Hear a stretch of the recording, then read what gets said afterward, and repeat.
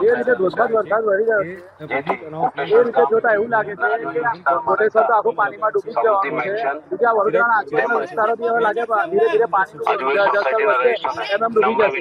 અને વડોદરાના જે તંત્રની કામગીરી કરી 500 કરોડ નિધિ નેતાઓએ એ બધી નેતાગીરીની અને જે અધિકારીઓ મિલી ભગત જે માટીના કૌભાંડો કર્યા 500 કરોડના નદી ખોદીને એટલે લાગે છે કુદરત પોલ ખોલી રહી છે એ લોકોને.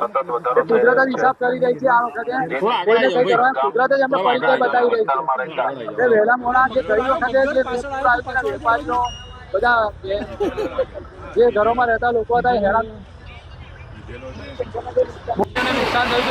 નુકસાન થયું હતું એ રીતનું જે લોકોને હેરાન આ વખતે એવું ના થવું જોઈએ. મારા હિસાબ વરસાદ બંધ થઈ જાય તો સારું છે. વડોદરા વાસીઓ સેફ રહે, ભગવાન ભોળેનાથ એમની રક્ષા કરે, મારી તો એ જ પ્રાર્થના છે.